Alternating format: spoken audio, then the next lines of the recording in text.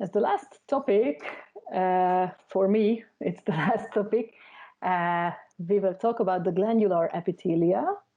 And just to sum up and to go back a little bit to the main types of the epithelia, we discussed already the surface epithelium, which could be divided into simple and stratified. And then according to the shape of the cells, it can be squamous, cuboidal, or columnar. And as the second big group, we have the glandular epithelium. And we have some other smaller groups like the myoepithelium, sensory, pigment epithelium, and reticular epithelium. So the glandular epithelium actually is derived from the surface epithelium in a way that some of the surface epithelial cells will start to produce some kind of secretion, and these will be actually the glandular epithelial cells. According to the site where they secrete their product, we can differentiate between exocrine and endocrine glands. Okay, the exocrine glands is the one which we will discuss today. The endocrine glands we will deal with in the neuroanatomy semester, so in a year approximately. So the main difference is that the exocrine glands will secrete on top of the surface of an surface epithelium. Okay, it could be an inner surface or an outer surface, and the endocrine glands will secrete their product into the bloodstream. Okay, so into capillaries, into vessels. And according to the position of these glandular cells, we can differentiate between endo and exoepithelial cells, glands actually. So if these glands are found in between the surface epithelial cells, then we talk about the endoepithelial glands. If these the secretory cells sink downwards, so below the surface epithelium in the underlying connective tissue, then we will talk about exoepithelial glands. Okay, most of the glands will belong to this group, to the exoepithelial, exocrine group.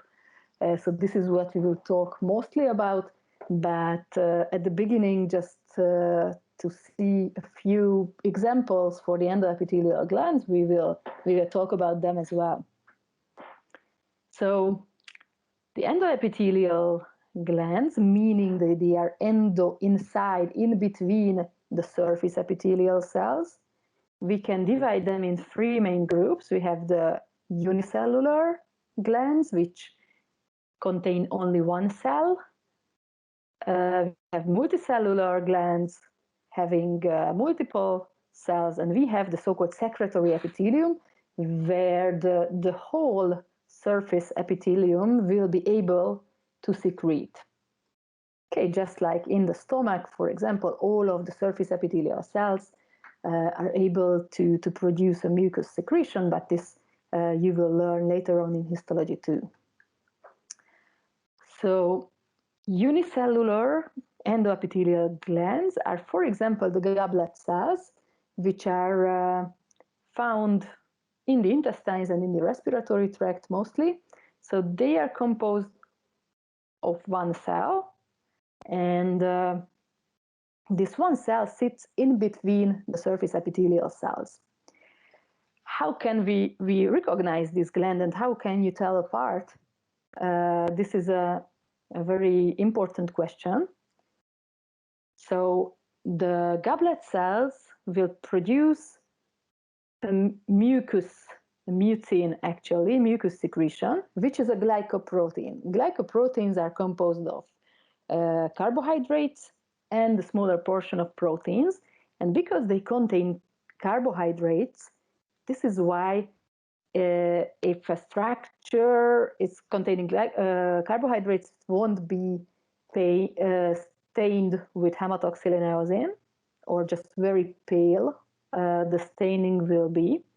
Okay, and this is how you can recognize these cells. So the goblet cells will store these mucus-filled vesicles until they give them away and they secrete them outside. Okay, and their cytoplasm is full with these vesicles containing mucus, and this is why the cytoplasm with the hematoxylin eosin staining will remain quite pale. It won't really stain with the hematoxylin eosin staining. So this is one way to recognize these cells.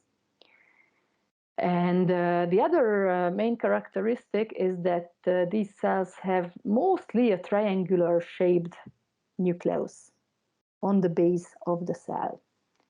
So let's see in a histological slide how would it look like. So for example, here on the left side you see the hematoxylin eosin staining. On the right you can see a pus staining. This is from the small intestine, where we have a simple columnar surface epithelium, and in between these epithelial cells you can see the goblet cells. Okay, you can recognize them from the triangular shaped nucleus and from the very, very pale, not stained cytoplasm. Okay, so this is how a goblet cell will look like. And with pus hematoxylin, this carbohydrate content of the cell will stain quite dark purple, and this is how it will be much better visible actually. And this is what I refer to, that on the top of this epithelium, this is the epithelium with the brush border. So here we have the microvilli, which are surrounded by the glycocalyx, by these carbohydrate layer, carbohydrate fluid. And actually this is what is produced by the goblet cells. Okay, and it is also stained with the pus. And here, this is why we can see a little more purplish structure on the top of the epithelium. Okay, with hematoxylin eosin, it's not that very well visible, but there's a paler line because it's carbohydrate, so it doesn't stain with hematoxylin eosin very well. Paler line or structure, we can see it on the surface. Okay, so these are the goblet cells. You will see a few goblet cells in this semester. So in the jejunum, so in the small intestine, also in between the cells of the surface epithelium of the respiratory tract. So you will see a few examples for this. Multicellular endoepithelial glands are not that common in the human body. So we have such cells, for example, in the spongy part of the male urethra, and there is no other, actually in the nasal cavity there are a few more, but mostly this is what you will meet during your histology studies, the spongy part of the male urethra. Okay, and here what we can see is that we have the stratified columnar surface epithelium of the male urethra, okay, where the uppermost cells are columnar and we can see more layers. So this is a stratified columnar epithelium. And actually this surface epithelium has outpouchings, just like here. And this is where we can find these multicellular glands. Okay, you can see that the epithelium changes here. So it's not the stratified columnar epithelium anymore as we see it here, but it will be much shorter. It will be actually a simple cuboidal epithelium. And because this gland also secretes mucus, this is why the cytoplasm gets a little bit paler as well, okay, because these cells also contain these carbohydrates. Okay, so this is where you can find the multicellular endoepithelial glands of the male urethra. And as I mentioned, the third group of the endoepithelial glands is the so-called secretory epithelium, which means that the whole surface will have the function of secretion. So all the cells are able to secrete, and this is found, for example, in the stomach. Okay, but the rest we will learn in the second semester. And now we jump to the exoepithelial glands, which are always multicellular. Okay, so there is no unicellular exoepithelial glands. All of these glands are multicellular, and actually they are derived from the surface epithelium in such a way that the surface epithelium cells will sink into the underlying connective tissue. Okay, and these epithelial cells will have a new function, which will be the secretion. And these exoepithelial glands thus have two main parts. They have a secretory portion, which lies deeper down, and which is the part of the gland which is able to secrete, to produce the secrete. And there will be a duct which connects the secretory portion with the surface. Okay, so this surface epithelium grows downwards in the underlying connective tissue, and this is how we get an exoepithelial gland, which has generally two main parts, the secretory portion and the duct. Okay, the ducts are not able to secrete usually. They are only for transporting the fluid, the secretion. And according to the shape of these secretory portions and according to the branching of the duct system, we can classify the glands in 9 main groups. Okay, this is what we call the morphological classification. Morphology is actually, it means the shape of the structure. Okay, and with the morphological classification, we can classify the glands according to the shape of the secretory portion and according the branching of the duct system. So if the secretory portion is long and tubular, then we call it tubular. If it's more like it has a bowl shape, then we call it alveolar. And if the beginning is tubular, the rest is like a little sphere or ball, then it is the tubulo-alveolar gland. According to the duct system, we can have simple glands. It means that one duct connects to one secretory portion. Okay, so one duct, one secretory portion. The branch type means that there is, again, only one duct, but it can connect to multiple secretory portions. And we have also compound glands where the ducts are also branching, so there are many branches of the ducts as well, and they can connect also to multiple secretory portions. And this is how we can have 9 different types of glands. And with each glands which we learn, you will have to learn which type they belong to. And this is an important expression, morphological classification, because this is how we will ask it in the exam. So if you are asked, please tell me what is the morphology of this and this gland, then this is what you have to tell us, that it's simple tubular, it's branch alveolar, and so on and so on. Okay, so it's an important thing to know. Another way to classify the exoepithelial glands is the way they get rid of their product. This is the the secretory method, actually, of these glands. The most well-known, actually, form of secretion is the so-called merocrine secretion, which probably know as exocytosis.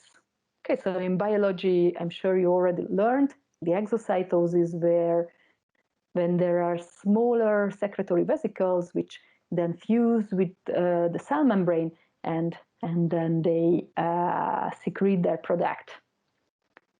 Okay, so from now on, we will call this secretory method merocrine secretion. This is characteristic for the salivary glands and for the sweat glands found in the skin. Another way to get rid of the secretion is the so-called apocrine method. Apo refers to something apical, so something happens at the apical part of the cell. Okay, these cells usually contain one bigger secretory vesicle, and this big secretory vesicle will be pinched off from the cell together with some cytoplasm. So after the cell got rid of the secretion, the cell becomes shorter, okay, because a part of the cytoplasm will be also missing. Okay, so in this case, there will be cells which still contain their secretion. These cells will be taller, and there will be cells which already secreted their product, and these cells will be shorter. And these are, for example, the odoriferous glands, or in another way, they are also called the apocrine or modified sweat glands. And the third method is the so-called holocrine secretion. Holos refers to whole. Okay, so actually here the whole cell becomes the secretion. Okay, so this is what you can see in this picture, that at the beginning we have a normal cell with a nucleus and every other cell organelles, and then it starts to accumulate some droplets, some secretory vesicles, which become bigger and bigger and more, and after a while the nucleus and all other cell organelles will disappear. The cell will die and become the secrete. And these are, for example, this is very typical for the sebaceous glands, which will give off some lipid containing secretion. And a third way maybe to classify the glands is their occurrence, where we find them in the body. And this way we can again differentiate between two main groups, glands of the mucous membranes and glands of the skin. Okay, a mucous membrane is actually a structure, epithelium and underlying connective tissue covering the inner organs, the organs which have a lumen, the so-called luminal organs, just like the GI tract, the respiratory system, the urinary system, and so on. Okay, all of these mucous membranes can contain the so-called serous and mucous glands. Okay, so this is one type of glands of the mucous membranes, and another type, according to the occurrence of the glands, would be the glands of the skin. Okay, and glands of the mucous membranes can never be found in the skin, and vice versa, the other way around, it's also true. The glands of the skin will be never found in a mucous membrane. So we have these two types of secretory portions in the glands of the mucous membrane. So these usually occur together. So in one gland, usually we can find both serous and mucus secretory portions, but there are such glands as well which only contains either serous or mucus secretory portion. But this semester you will see a gland called the submandibular gland, which contains both of these secretory portions. Okay, and in this slide you will have to be able to differentiate between these secretory portions. And how you can do it is actually their staining and some other features which I will explain to you. But the most important thing is the staining of these two different secretory portions. And this is very, very important information, what I will tell you now, and it is always asked in the exams. So the serous secretory portions are producing proteins, enzymes mostly. This could be digestive enzymes or antibacterial enzymes, doesn't matter, they will produce enzymes which are proteins. And if a cell produces proteins, then it will need lots of ribosomes and rough endoplasmatic reticulum, because these are the cell organelles which are responsible for producing proteins, for building the proteins. And this is how the staining comes into the picture. So if a cell contains lots of ribosomes and lots of rough endoplasmatic reticulum, then it will stain basophilic. It will be blue. Why? Because the ribosomes are actually ribonucleic acids. Okay, so they are acidic structures. So they will stain with hematoxylin, they will stain blue, so basophilic. Okay, and this is a very important thing and a very important rule, that all the cells which produce proteins, lots of proteins, will contain lots of ribosomes, and because of the ribosomes, they will stain blue, because the ribosomes are acidic structures. These are composed of ribonucleic acid. Okay, so the serous secretory portions will be basophilic. The mucus secretory portions, because they will produce mucus, just like the goblet cells, they will contain the mucus in smaller secretory vesicles inside the cytoplasm. And since mucus is carbohydrate, the cytoplasm of these mucus glands won't really stain with hematoxylin. They will have a pale cytoplasm, a very, very pale cytoplasm. So this is maybe the biggest difference between the two types of secretory portions. Serous is basophilic, mucus doesn't really stain with hematoxylin, it will be pale. Other differences is the shape and the position of the nucleus. In case of the serous, the nucleus is round and approximately in the middle of the cell. In case of the mucus gland, these are more flat and they are pushed down to the base of the cell. Okay, actually above the nucleus we have the secretory vesicles and Golgi apparate and these kind of cell organelles, and these will push the nucleus towards the base of the cell, and this is why it becomes flat. Okay, all of these secretory portions are composed of multiple cells. Okay, so in a real histological slide, this is what you will see. Okay, so this is here, for example, one secretory portion. This is one mucus secretory portion, and it is composed of more cells.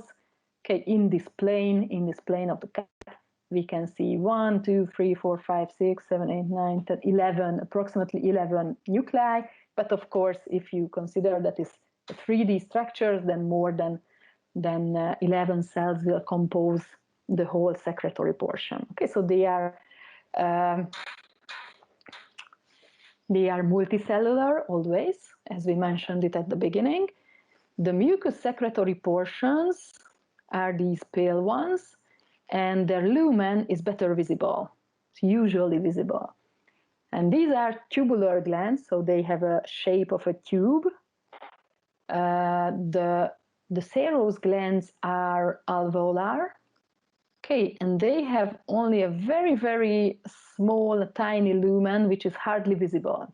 Usually it's not visible at all. Okay, it's so narrow.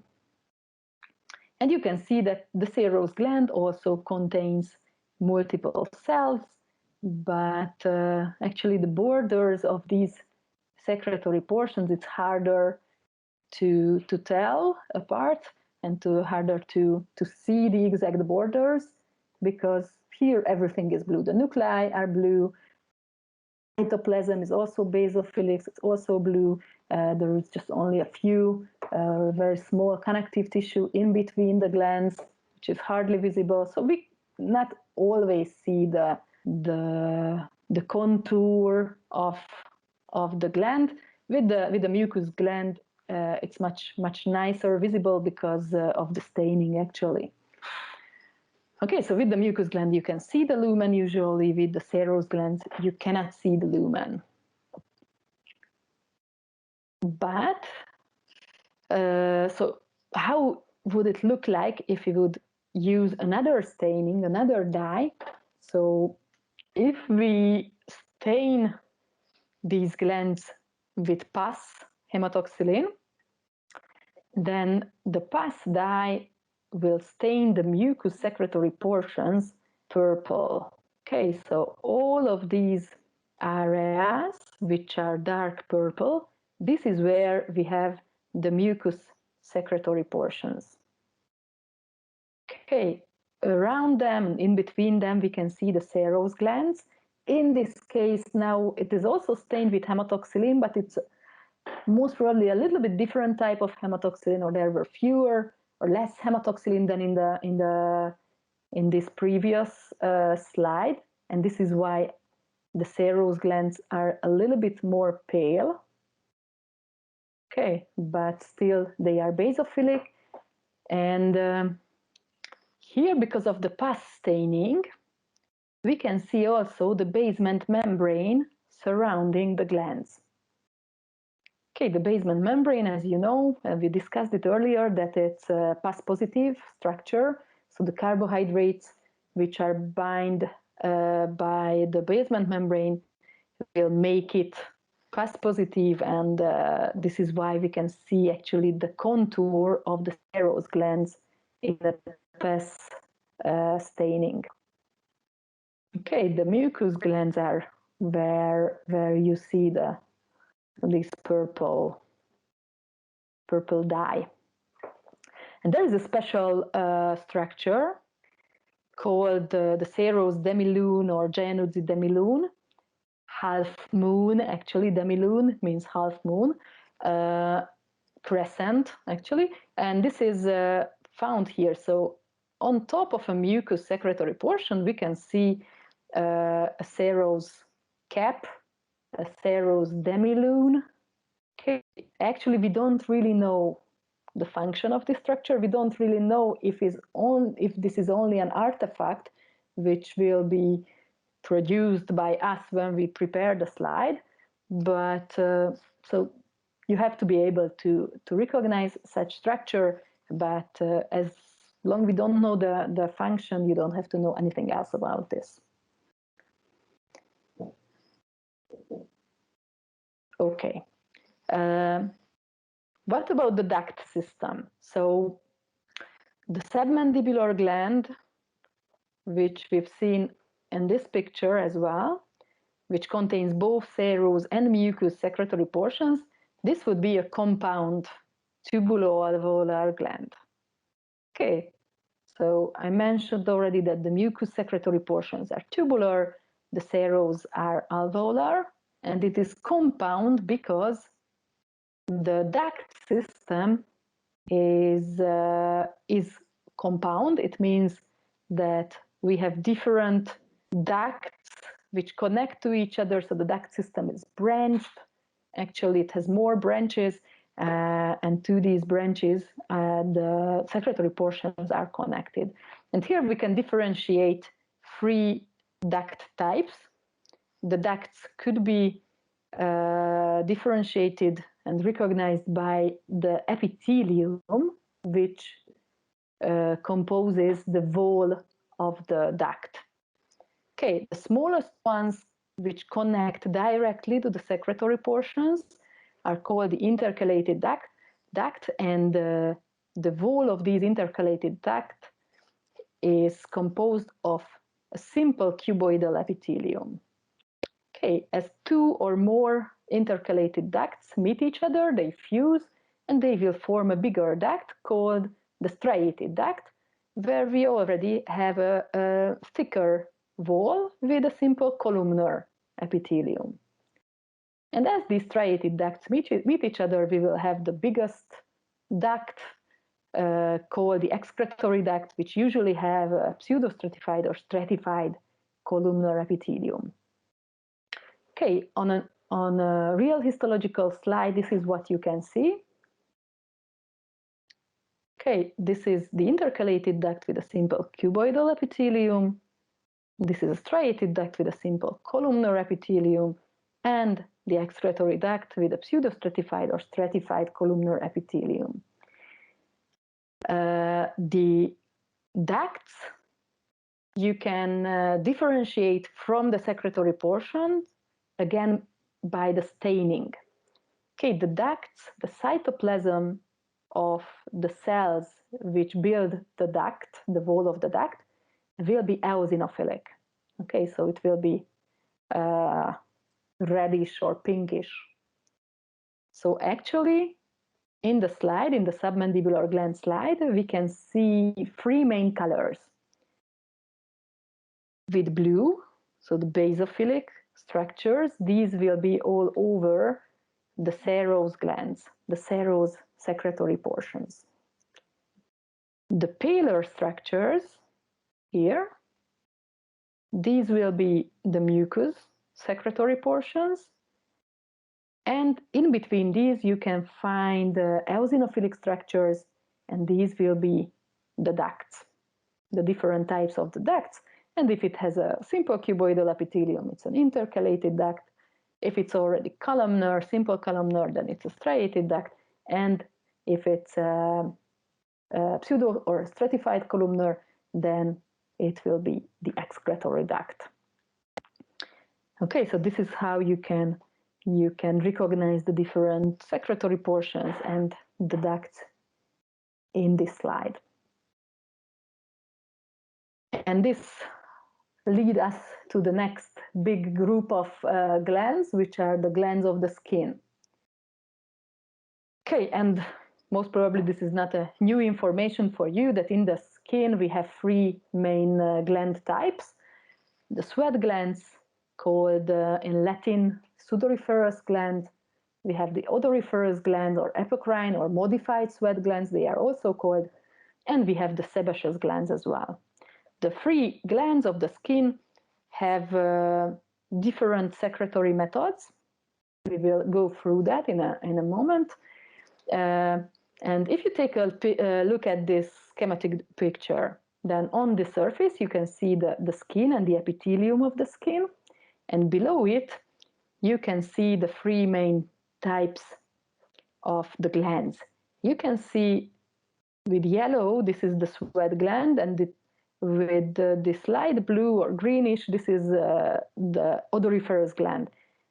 So if you take a look at them, they are very, very similar. So the morphology of these 2 glands is actually the same, while the sebaceous gland is a very different gland. So the shape is quite, the morphology is very, very different. You can also see that the position of these glands is also different. So the sebaceous glands are much more superficial. They lie closer to the surface, closer to the epithelium. The the sweat glands and the odoriferous glands, they lie deeper, much deeper. And this will help you in the recognition as well, if you remember this fact that these lie actually in different layers of the skin.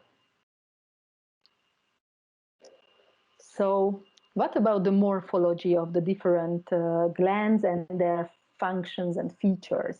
So the sweat glands, as you can see on this schematic drawing, it is a simple gland, meaning that it has one duct and one secretory portion.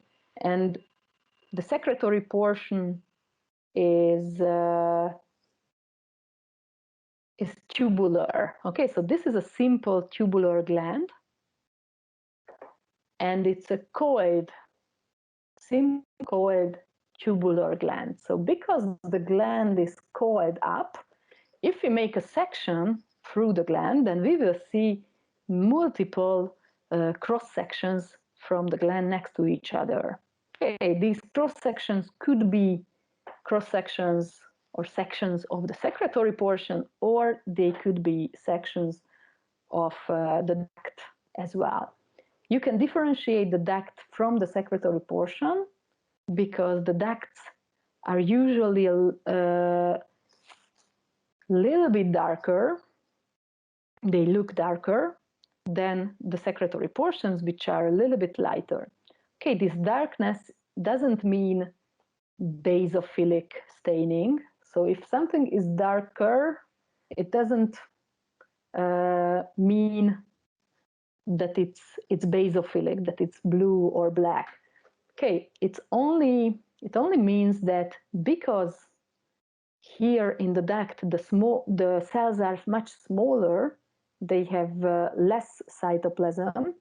So actually the nuclei are the structures which dominate, and because the nuclei are basophilic, this is why we can see the whole structure darker than the secretory portion. Okay, in case of the secretory portion, the cells are much more apart from each other, and we can see the eosinophilic cytoplasm much seems to be lighter than the duct. Okay, around the secretory portion, we can find a special epithelium called the myoepithelium. Okay, this is actually the transition between muscle tissue and epithelial tissue.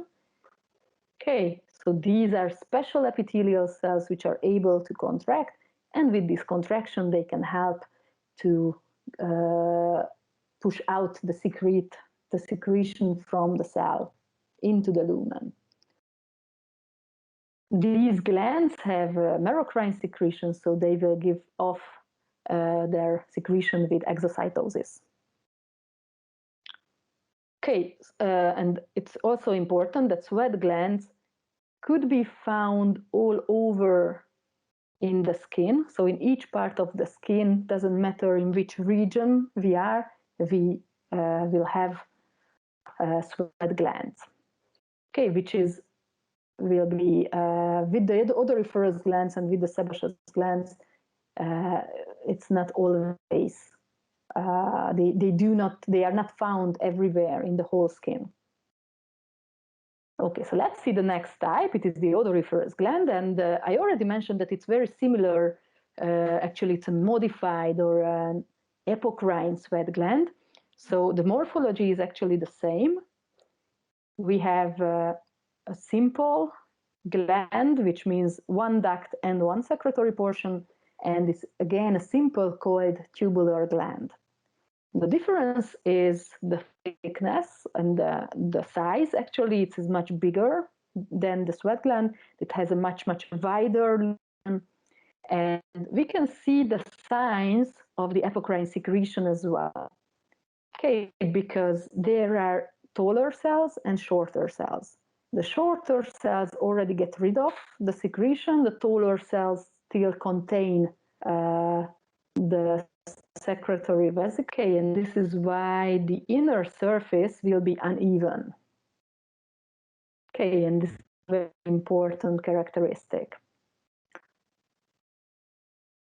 The sebaceous glands, they are different morphologically. They are alveolar or sacular glands, so just like little sacs. And if we have a good section and a good plane of section, then on the base you can see cells with nuclei, with normal cells. These are actually having a very high mitotic activity, so they are proliferating and replacing the dead cells. Okay, and then as we go deeper inside the gland, you will see that these cells will lose their cell organelles, they lose their nucleus, and they will be filled out with the secretion, with the sebum, which is the secretion, this fatty secretion of the sebaceous glands. Okay, and sebaceous glands are also found almost everywhere in the skin. The exceptions are the surface of the palm and the sole of the foot. Okay, so where we have the so-called thick skin, where the epithelium is much thicker, where we do not find it. And if we take a look at the three glands together, and then this is I want to emphasize it very well, but that the different glands are found in different levels in the skin. Okay, at the beginning I already mentioned that the sebaceous glands are found more superficially, so closer to the surface. The sweat glands and the odoriferous glands, they are found deeper, actually between and approximately at the border between these two main layers, the so-called dermis and subcutis of the skin, so the fat tissue and the connective tissue of the skin. And you can see here the difference, the size difference between the sweat and odoriferous glands. So you can see that the sweat glands are approximately as big, a little bit could be smaller than a fat cell, which are found here, these white cells. Okay, and the odoriferous glands are much, much bigger. Okay, they are much wider, much bigger. The lumen is much better visible, and as I mentioned, they have an uneven inner surface because of the apocrine secretion. So the three glands look very, very differently. So try to remember this and try to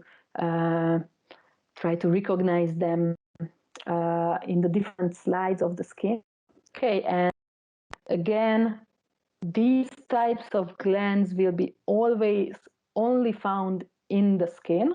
So if you have a stratified squamous keratinizing epithelium, which is the epithelium of the skin, only under such an epithelium, so only in the skin, it is possible to have these kind of glands and nowhere else. Okay, and actually I have a few more slides about the other epithelia. You can take a look at them at home. I think there is nothing special to tell about them because the time is over now.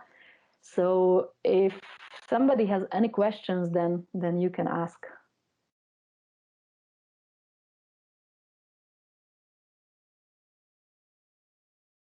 Okay, if there are no questions, then I thanks for your attention for these free lectures, and